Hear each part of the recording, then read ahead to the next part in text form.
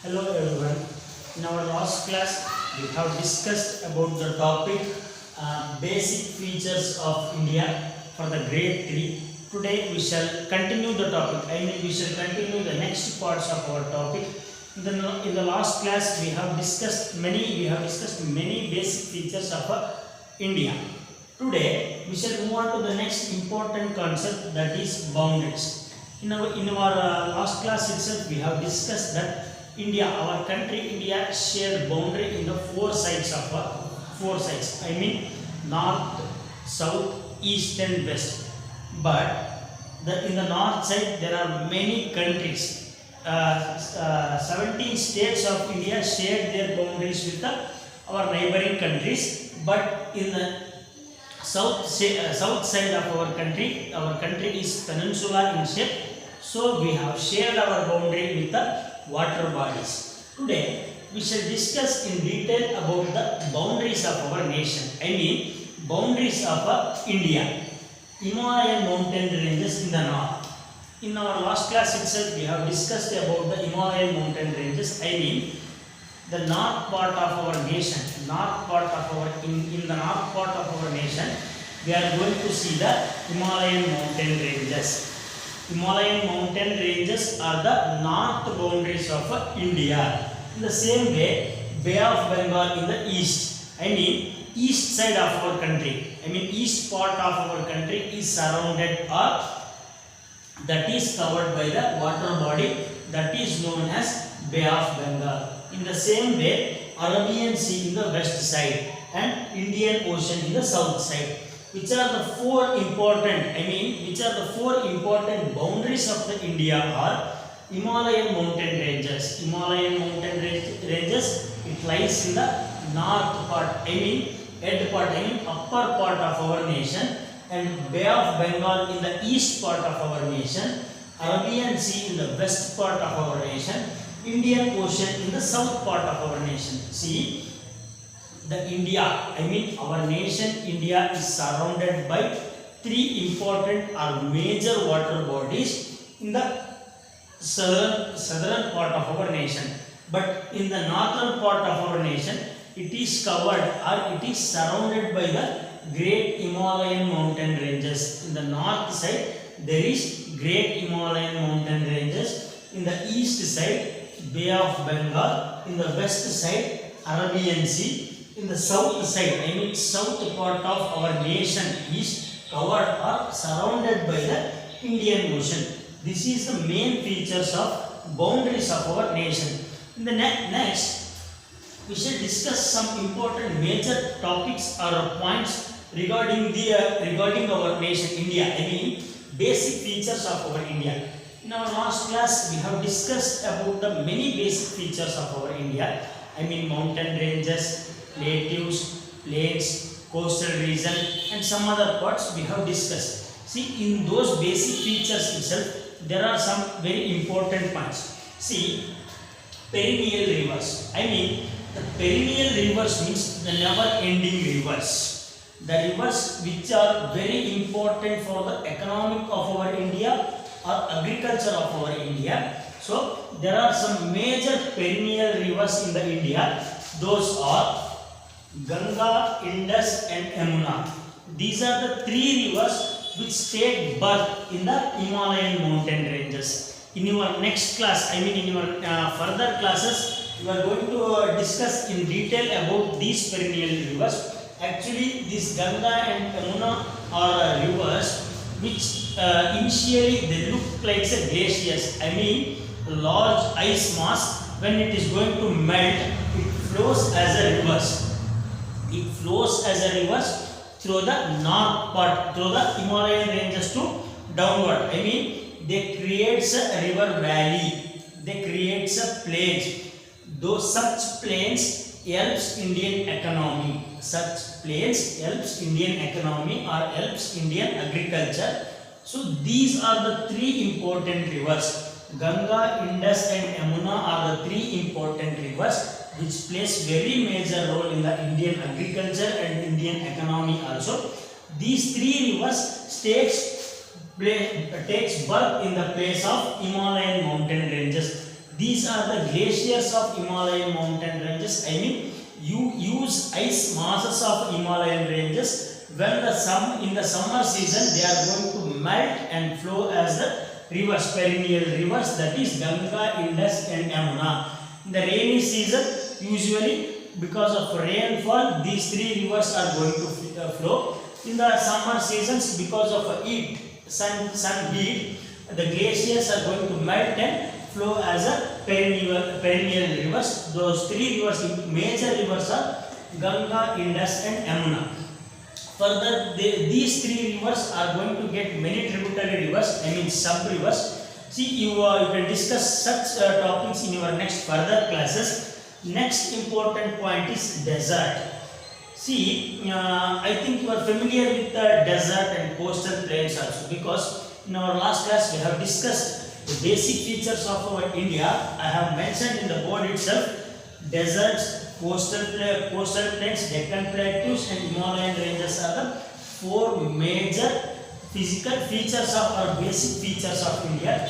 In the same way, desert, I mean the desert are located after the Gangetic plains. I mean after the after the Himalayan ranges, at the south part of Himalayan ranges, the desert is there, or it is located.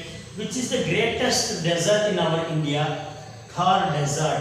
Thar Desert, it is a very vast and greatest desert of India.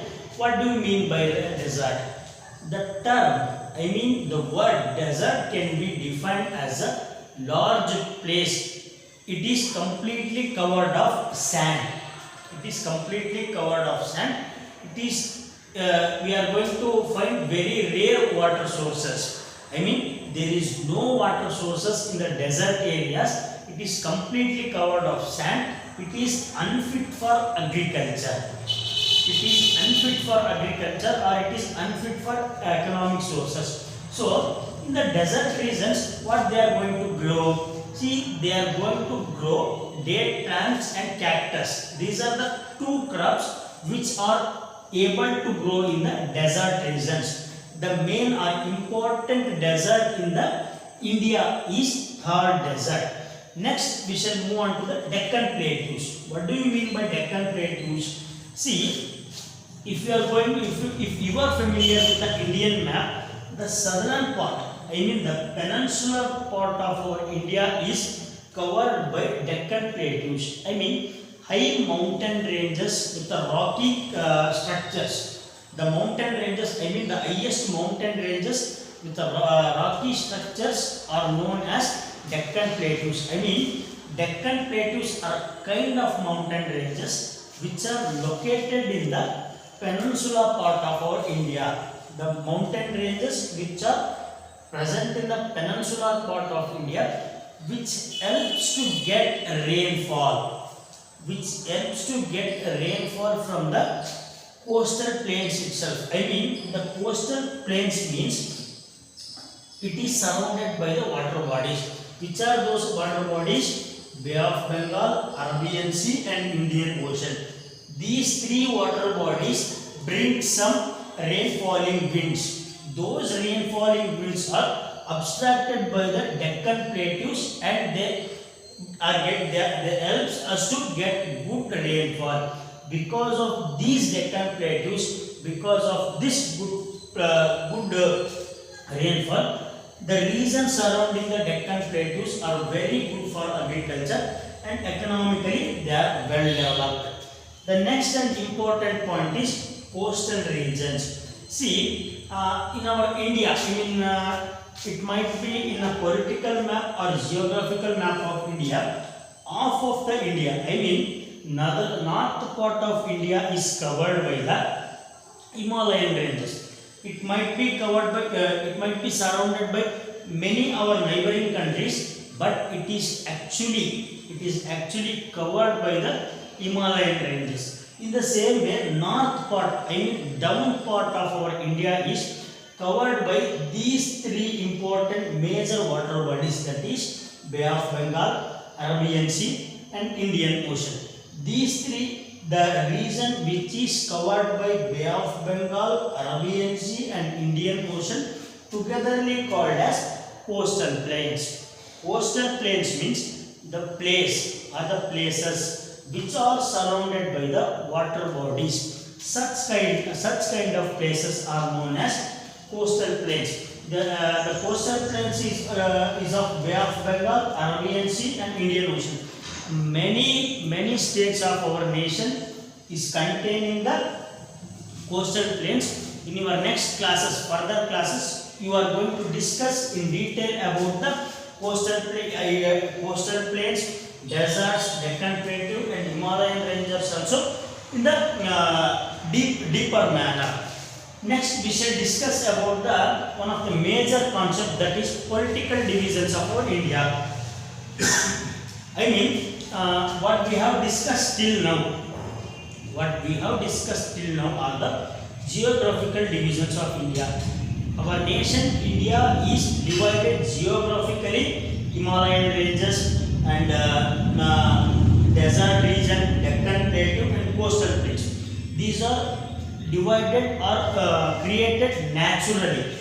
These are the geographical divisions of India. We have made some divisions. I mean, human beings made some divisions for the betterment of their administration. I mean, for the betterment of our administration. So, we shall discuss about the political divisions of India. See, the political divisions of India is states of India or union territories of India. It is very simple. We have divided our nation India into 28 states and 9 union territories. We have divided India into 28 states and 9 union territories. These 28 states and 9 union territories are togetherly called as political divisions of our India. Which is the capital city of India? New Delhi. New Delhi is an union territory which is ruled by the Assembly of New Delhi and directly ruled by the central government. So, New Delhi is a capital city of India, and Jammu Kashmir, Ladakh, Andaman and Nicobar, Chandigarh, Dadra Nagar and Haveli, Daman and Diu and Lakshadweep and Puducherry are the other 8 union territories of our India, and there are 28 states. I mean, Maharashtra, Andhra Pradesh, Telangana, Kerala, Karnataka, Uttar Pradesh, Paschim Bengal and many other states. This is about the political division of India. It completes your 4th topic, that is basic features of India for the grade 3. In our next classes, we shall continue the next topic, that is about our capital city Delhi itself. Thank you.